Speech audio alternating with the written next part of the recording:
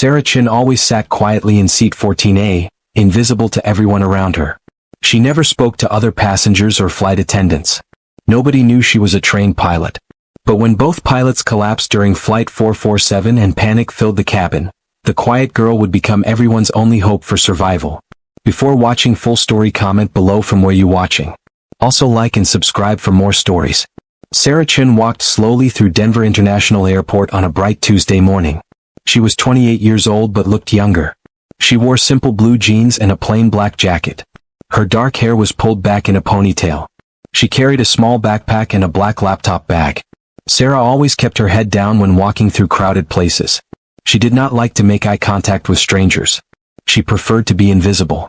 Sarah found her gate and sat down quietly. She opened her laptop and began typing. Other passengers talked loudly around her. Business people made phone calls. Families with children ran around the waiting area. But Sarah stayed focused on her computer screen. Nobody paid attention to the quiet girl sitting alone in the corner. When boarding began, Sarah waited until her row was called. She walked onto Flight 447 and found her window seat, 14A. The airplane was a Boeing 737 with 150 passengers. Sarah put her backpack under the seat in front of her and opened her laptop again. A businessman in his 50s sat down in seat 14B next to her. He wore an expensive suit and talked loudly on his phone about some business deal. He never looked at Sarah or said hello. Across the aisle in seats 14C and 14D sat a young mother with twin boys who were about 6 years old. The boys were excited about flying and kept asking their mother questions. "Mom, how high do we fly? Mom, why are the wings moving?" The mother looked tired and stressed. She also did not notice Sarah at all. Flight attendant Melissa walked down the aisle checking seat belts and overhead bins. Melissa was in her 30s with blonde hair and a bright smile. She stopped to chat with the businessman. "First time flying to Los Angeles?" she asked him. "No, I fly this route every month for work," he replied. Then Melissa moved on without speaking to Sarah. Sarah had already buckled her seatbelt and gone back to her laptop. She was invisible to everyone. Sarah's laptop screen showed aviation weather reports and flight planning software. She studied wind patterns and checked runway conditions at Los Angeles International Airport. But nobody could see what she was working on. They all assumed she was just another passenger doing regular computer work. Sarah had a secret that nobody knew. Her father had been a commercial airline pilot for 20 years. When Sarah was young, her father taught her everything about flying. He took her to the airport and showed her how airplanes worked. He taught her to read weather reports and understand radio communications. When Sarah turned 18, she started flight training school. She wanted to become a pilot like her father. But during Sarah's second year of flight school, tragedy struck. Her father was flying a small private plane when it crashed in bad weather. He died instantly. Sarah was heartbroken and traumatized. She quit flight school and never flew again. The pain was too much. Instead, she became a computer software engineer. She got a job designing navigation systems for aircraft companies. This let her stay connected to aviation without having to fly. Sarah was flying to Los Angeles for work. Her company was installing new computer systems at LAX airport. She had not been on an airplane in 5 years. Her hands shook a little as the plane prepared for takeoff. But she knew she had to face her fears. In the cockpit, Captain Rodriguez and First Officer James completed their pre-flight checks. Captain Rodriguez was 52 years old and had been flying for 25 years. He looked tired this morning and rubbed his chest several times. First Officer James was only 29 and had been flying commercially for 3 years. He was eager and nervous. "Weather looks perfect for Los Angeles today," Captain Rodriguez told his young co-pilot. "Should be a very smooth flight. No storms along our route." "Yes, sir, all systems are showing green lights," James replied. He was always formal and respectful with senior captains. Flight 447 pushed back from the gate at exactly 8:30 a.m. Sarah closed her laptop and looked out the window. She watched the ground crew remove the wheel chocks and disconnect the power cables.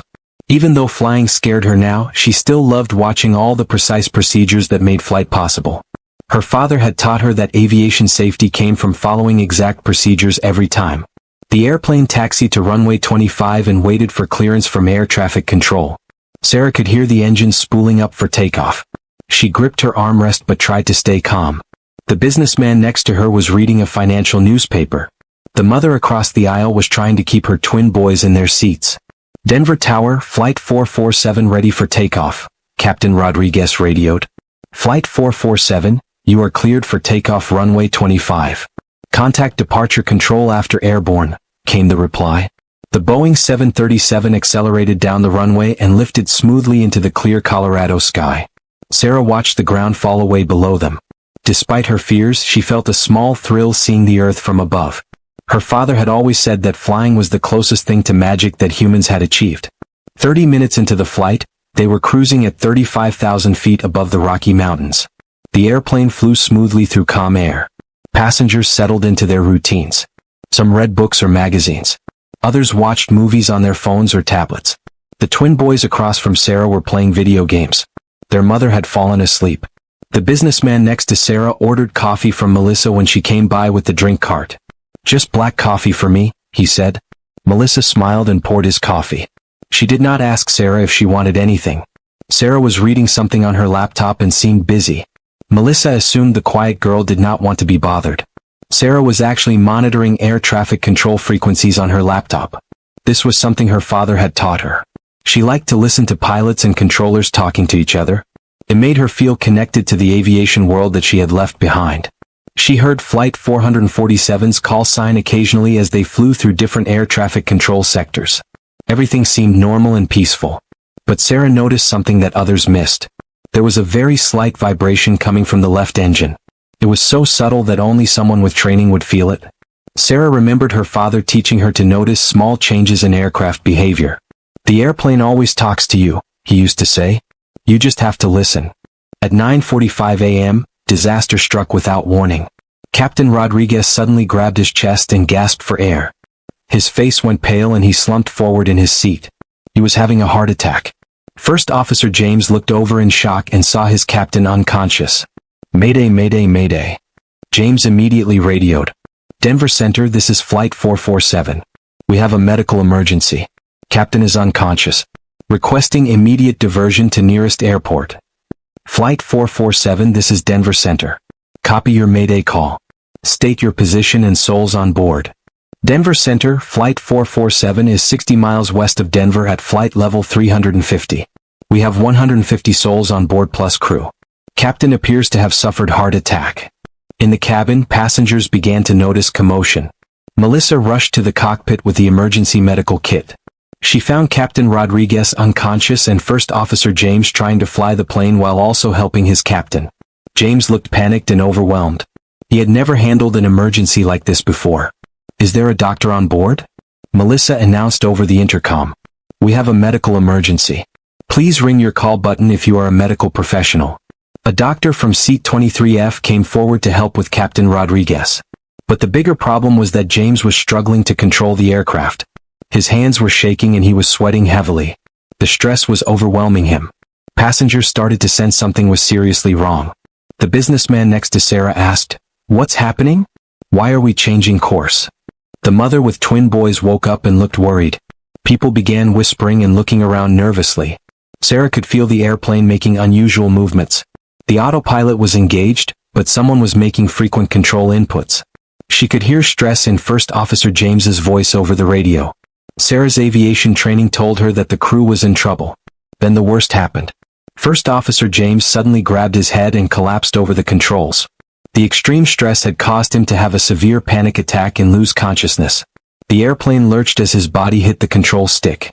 Now both pilots were unconscious and Flight 447 was flying on autopilot with nobody trained to land it. Melissa screamed from the cockpit. "Help! Both pilots are down. We need help immediately." The cabin erupted in panic. Passengers realized they were in mortal danger. Women started crying. Children began screaming. Men shouted questions that nobody could answer. The businessman next to Sarah demanded, "What do you mean both pilots are down? Who's flying the plane?"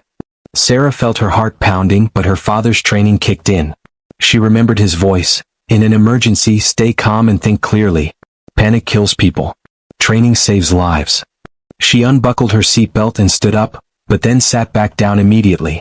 She was terrified of revealing herself. What if she made things worse? What if people did not believe her?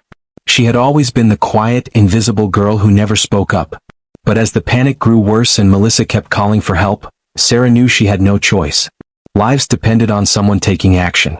She took a deep breath and walked toward the front of the cabin. I can help, Sarah said quietly to Melissa. Melissa looked at her desperately. Do you know anything about flying planes? Sarah nodded. My father was a commercial pilot. I completed 2 years of flight training school.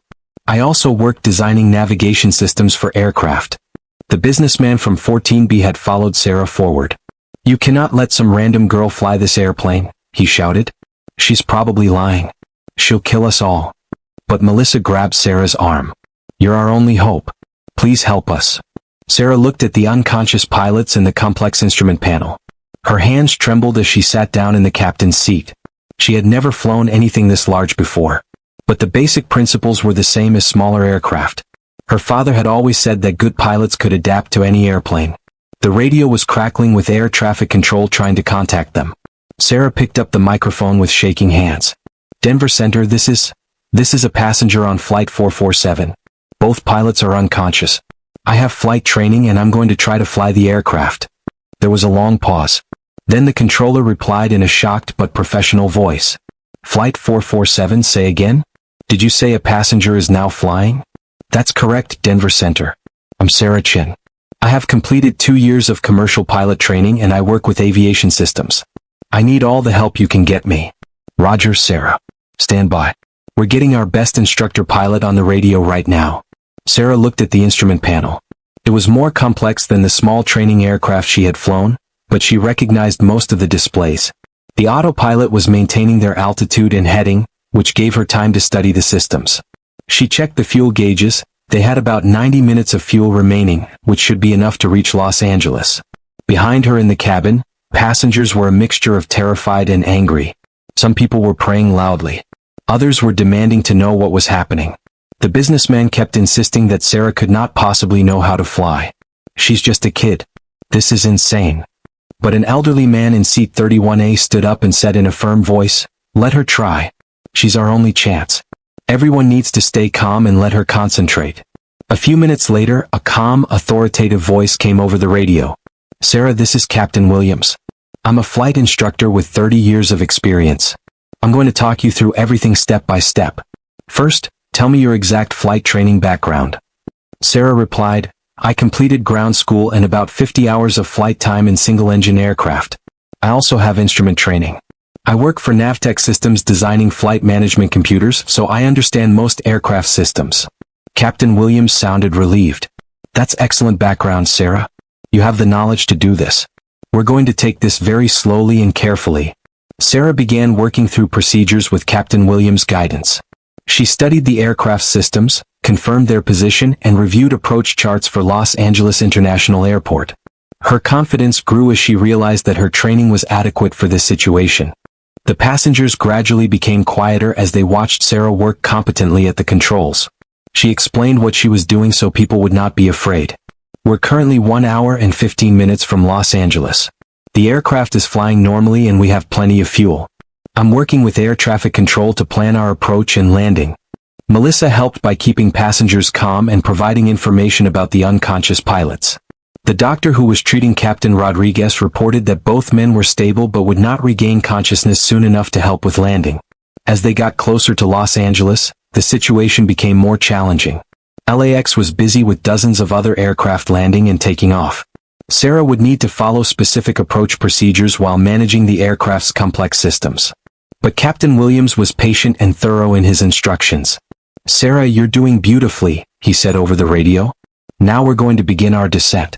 I want you to disconnect the autopilot altitude hold and manually reduce power to 85%.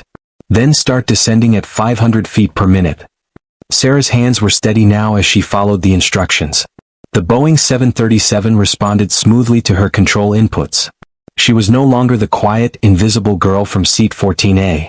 She was a pilot doing what she had been trained to do, even though she had never expected to use these skills to save lives.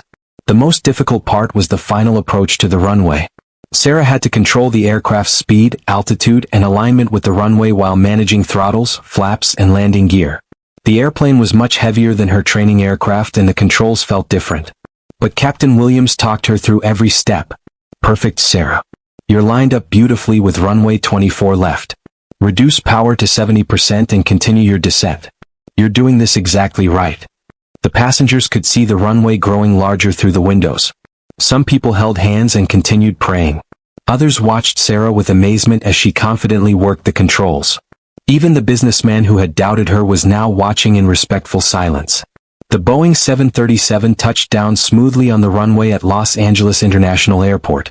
Sarah applied wheel brakes and reverse thrust exactly as Captain Williams instructed. The aircraft rolled to a stop as emergency vehicles surrounded them with flashing lights and sirens. "Flight 447, welcome to Los Angeles," Captain Williams radioed. "Sarah, that was an absolutely perfect landing. You saved every life on that airplane." The cabin erupted in cheers and applause. Many passengers were crying with relief and joy. The businessman came forward to Sarah and said, "I owe you a huge apology. I was wrong to doubt you. You saved all our lives." Melissa hugged Sarah tightly. "I will never forget what you did today. You were so calm and confident. I had no idea you knew so much about flying." Emergency medical teams boarded the aircraft immediately. Captain Rodriguez was taken to the hospital where doctors confirmed he had suffered a heart attack but would make a full recovery.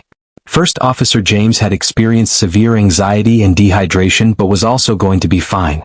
After all passengers were safely evacuated, Sarah found herself surrounded by reporters, airport officials, and airline executives. She felt overwhelmed by the attention after spending her whole life trying to be invisible. Captain Williams met her in person at the gate.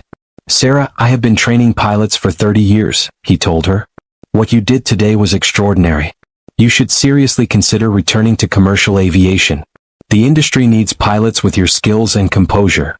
The story made headlines around the world.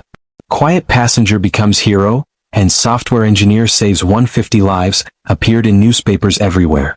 Sarah gave a few interviews but tried to avoid too much publicity. She was still the same person who preferred to stay in the background. "I just did what my father taught me," she told reporters. "He always said that knowledge and training are worthless unless you're willing to use them when people need help." Sarah returned to her job at Navtech Systems, but something fundamental had changed inside her. She had rediscovered her love for flying and her confidence in her abilities as a pilot. The trauma of her father's death had kept her on the ground for 5 years, but saving Flight 447 had helped her heal. 6 months later, Sarah made a decision that surprised everyone who knew her. She enrolled in an accelerated program to complete her commercial pilot certification. She realized that her father would have been proud of her for overcoming her fears and using her skills to help others. The airline industry welcomed Sarah with open arms. Her story had inspired many people and shown that heroes can come from the most unexpected places. Sarah completed her training quickly because of her strong foundation and real-world experience. Today, Sarah Chin flies as a commercial pilot for Pacific Airlines. She still prefers to keep a low profile, but her fellow pilots know they can count on her in any emergency situation. She often speaks to flight training schools about the importance of staying calm under pressure and trusting your education. "The most important thing is not just technical knowledge," she tells student pilots. "You need courage to act when lives depend on it and confidence to trust your training even when everything seems impossible." The story of Flight 447 became legendary in aviation circles. It reminded everyone that heroes often look like ordinary people until circumstances demand extraordinary actions. Sarah had spent years trying to be invisible, but when crisis struck, she found her voice and became the leader that everyone needed. Sarah keeps a photo of her father in her flight bag. She knows he would be proud that she found the courage to fly again and use her skills to keep people safe. The quiet girl from seat 14A learned that sometimes the most important thing you can do is stop being invisible and step forward when others need you most.